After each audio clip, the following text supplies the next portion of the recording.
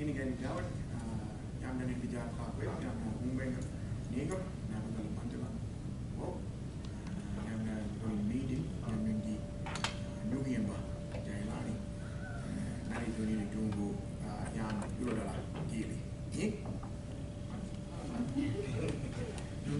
Juna bawa ini yang dalam yang guna ni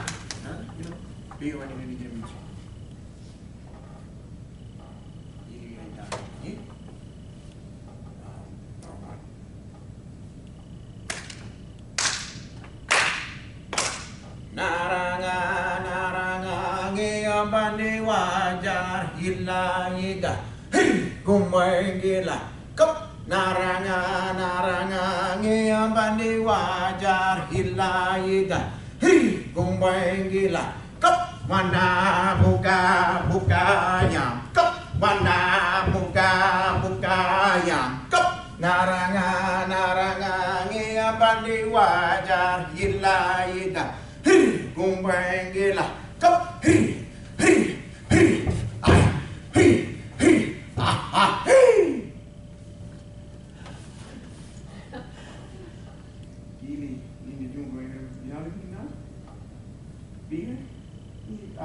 Nanti ni nak nambah, nanya.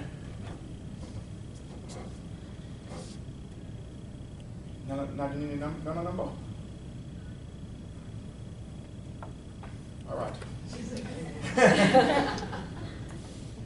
So, ni jurang yang dalam jurang ini nak ujian. Biway. So, she's never told this story in English before. So, been a little bit shy. Hey, Clark, I had Ellie teaching the class the story. The story, yeah. You want to show it at any point? Yeah, we do it then. Okay. But should I do it in English? I pulled it up. Yeah, cool. So, Jayalaani. So, Jayalaani, minne Jayalaani. Jayalaani.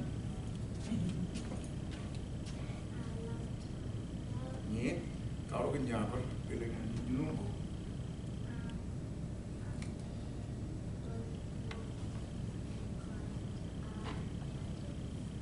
Gula dunia wan, naik bukan jangan.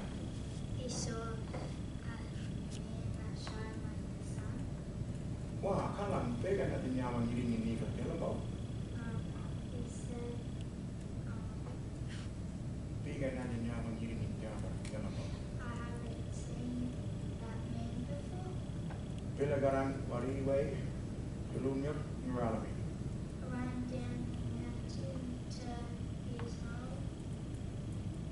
Minne gula durang.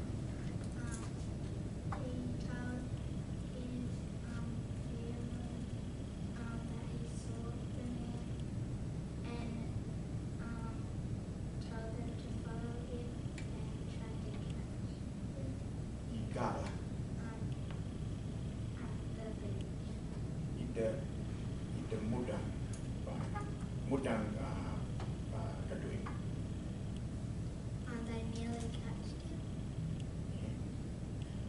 Minyak nari jamu durang.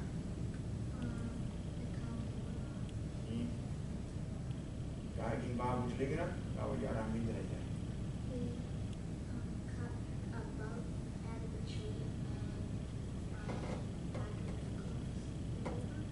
Jangan kira ini birang jelo dulu, jangan kira bau kita minyak aja. Oh, ni.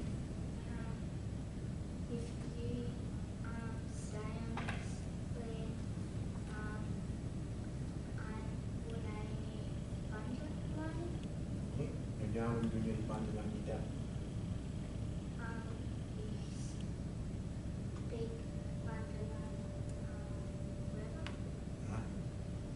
Jangan naik ya wanggan dulu, ya macam dia dunia kita.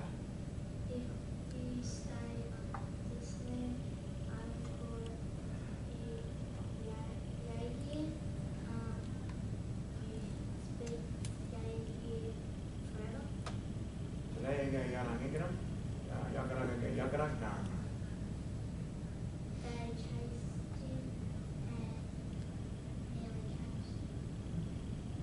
Ide berlalu durang nah.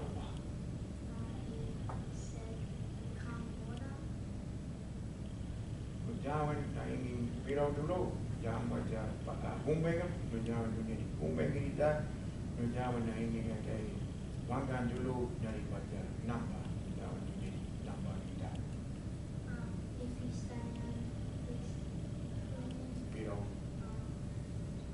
Pirau ini nanti. Ni.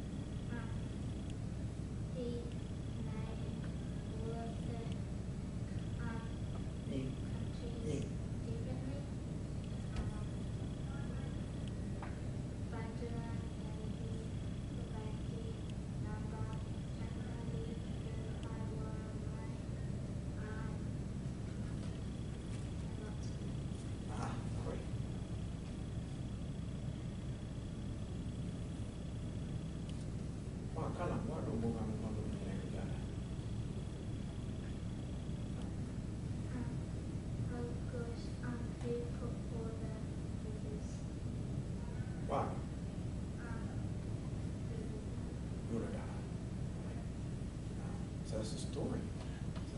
That's the oldest story that we have, I'm pretty sure.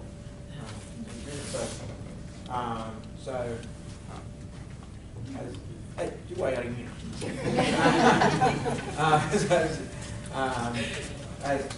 So Jayalaani went through that story. She mentioned people, land, country named Number.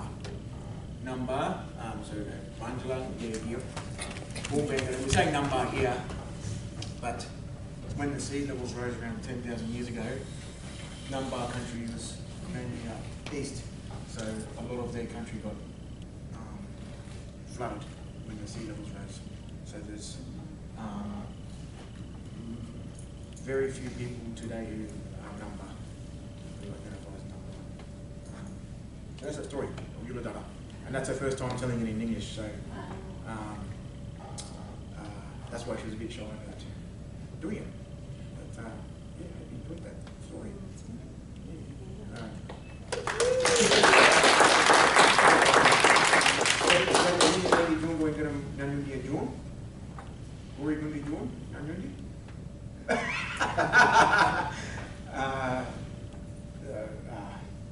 So this is our flag, our Aboriginal flag. So before we're talking about Pan-Indianism, Africanism, and this is kind of our Pan-Aboriginal. So it's a flag that represents all people across the continent. So we have black up the top for people.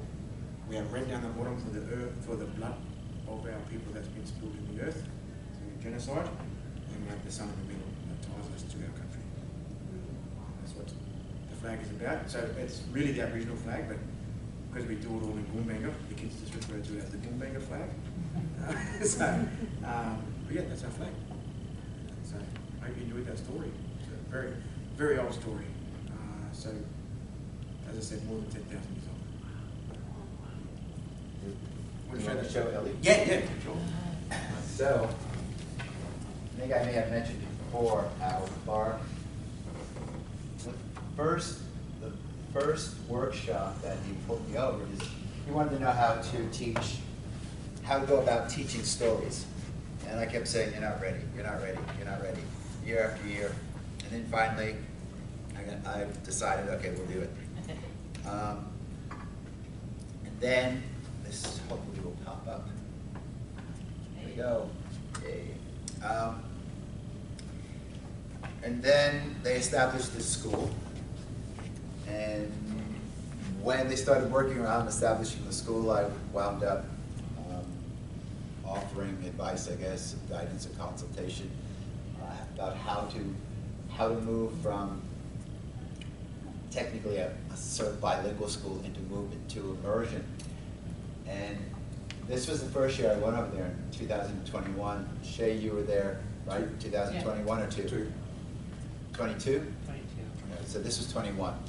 And I had not met Ellie before. Clark told me that they started teaching her Gumbangia in 2018, was it? 2019.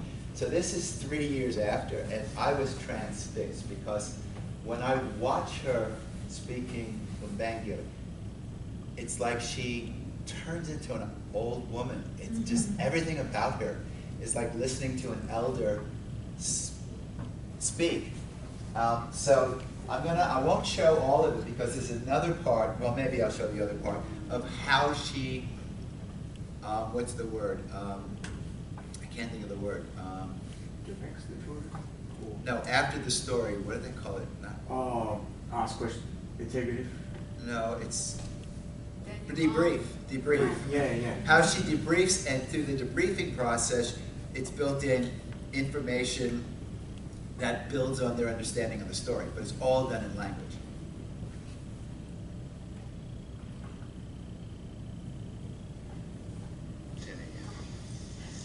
Uh-oh. Wait a minute.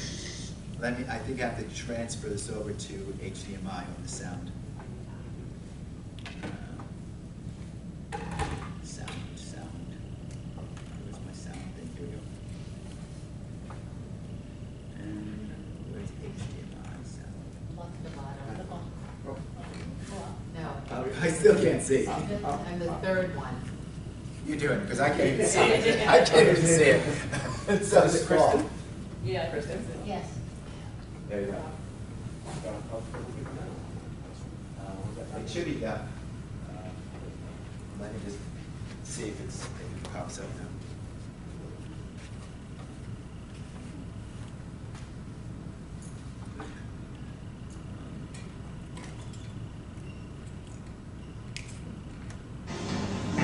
Tulungga naliligaw niya ang mga kularo niya bagay. Naliligaw niya alam, kularo niya bagay. Naliligaw niya yang buhay. Kaya kurang unaw niya ang halingay buhay. Yaman? You can hear children in the background spontaneously speaking language. This is only 5 months into language school. Dari jam bila janji wariwai meralam.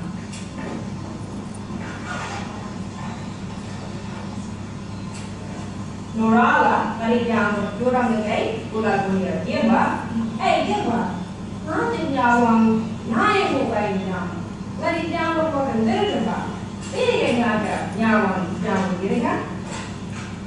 Engkau yang mengenai oh ya, sudah dari jam. Lado, ini na yango, pari gabu. Urbi engkau malangai, jamu liat, nyamitin, ibain, nyamitin, engkau malangai, jalan, ada berdoanya ni kita muda. Ada itu engkau jalan, ada berdoanya dia kita muda. Ini tidak nyata, nah ini cerita.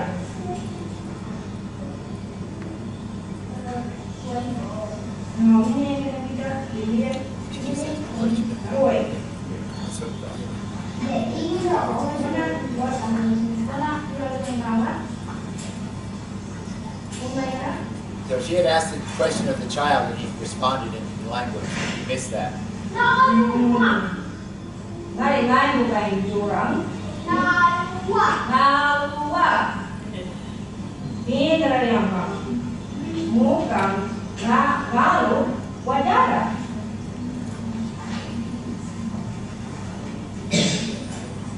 Ini mencoba training baru jadi kan? Ini mencoba training baru jadi kan? Bahwa mereka. So I would like to stop. All right, I'll just stop it rather than go through the whole story. I just wanted to see that, but the next thing that I'm going to pull up is her doing this follow through. Oh, this is cute. Wait a minute, sorry. I think this is Kale.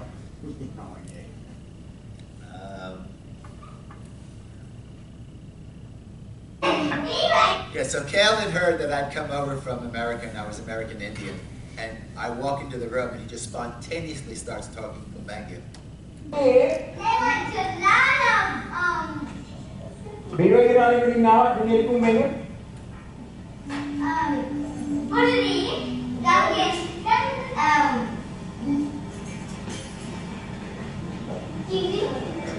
And there another child helped him out with the language word. Jalala. What is he? Jalala. You want to translate it? So he doesn't know his geography very well. He said, these two just paddle over in a big canoe. So who wants to know if that's how I got to it?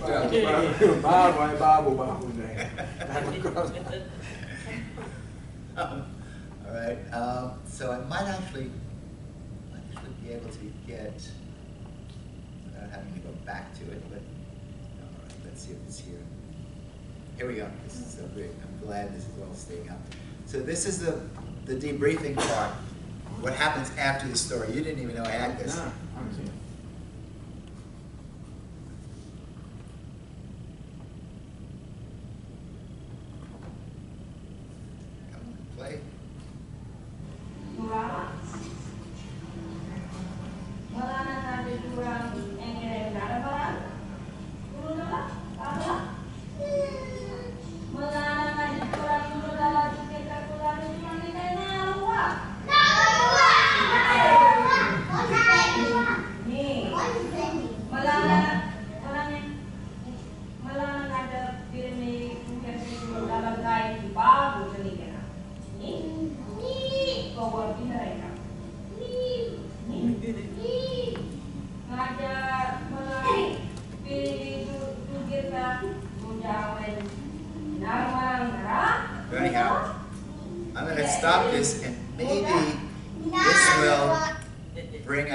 some questions that you have for Mark. And Jayalaani. I don't think Ellie could speak Gubanga in that 2017 at all. She must have had a little bit, but not Not a lot. So that's where she went from 2019 to 2021, was it? No, 22. 22.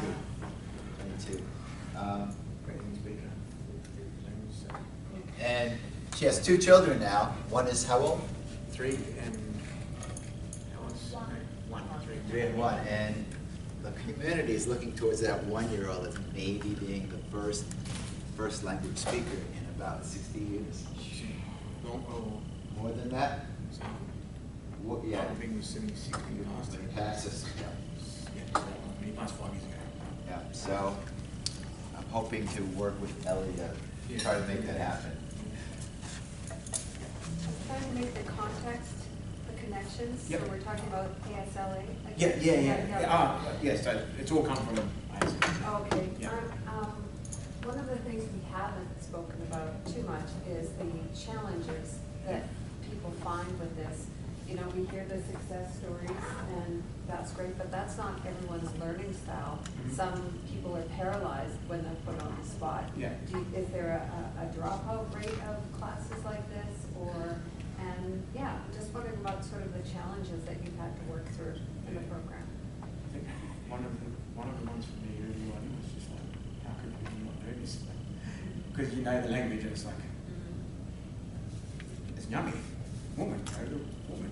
And then once I did a proper workshop and how I was teaching me Arapaho, I understood what my students go through at the front. And so I think it's, so for us, it's, with the community classes we teach, it's just for community, so there's no enrollment, there's no official course, it's just like come and learn our language. So people are still in their own time. And not everyone's in it for language to be able to be a full speaker of the language. And I think that's part of the challenge. And I think we've all spoken about the indoctrination of English and Western education, and that we're less. And so we still, at a more general level, we struggle with that as well. And I think it's just people are naturally anxious getting up in front of people and to learn. So what I like to do is just talk to people beforehand and say, this is going to be completely different. Hey, where are you now? Oh, call their cousin. People just get naturally anxious, and you just explain to them that I like to do 2 things. Like, learn a lot, and it's designed for you to make mistakes. So don't be worried about making mistakes. The pressure's on me to actually guide you through that. So, I'll add to that. I've been doing this for 20 years. One of the reasons why I started teaching at the university, I wasn't hired to teach language at the University of Alberta. My specialty is political anthropology. I analyze law, policy, and what that does with indigenous people and cultures. But I started teaching Arapaho to find out the answer to these kinds of questions. And in 20 years, from 12 years, from 2004 to 2017, every student, so there's different students, I only teach 1 semester a year, and there are different students each year. Every student in those 12 years received 100% on every test except the final, which was meant to be difficult. Now, where have you ever, so this is a wonderful example about this. Their final, in 2009, I had a final where they had to engage with me in Arapaho orally. All the tests are oral, there's no writing or whatever. The first student comes in, the test is designed for 120 items on the test, sentences and a little bit of conversation. The student, Ian Grisham, he burns through the test in about 40 minutes. Now the way that used to be set up is it's in isolation. When he finishes the test, he can sit down and watch the next person take the test. He finishes the test and he goes, is that it? And I go, yeah, that's it. And he goes, give me more. And I go, what? He goes, I want more. This is a final exam. And I go, well, there's somebody outside waiting. He goes, I want more. I went, okay, I'll give you 10 more sentences. So I give him 10 more sentences. He finishes it, and I go, sit down, there's somebody waiting. The next person comes in, burns through the test, and he's ready to finish, and Ian goes, I did 10 more. And the guy goes, give me his 10. And then after that, he goes, give me 10 more. By the time the exam is finished, they're up to 200. Who does that in a language final exam?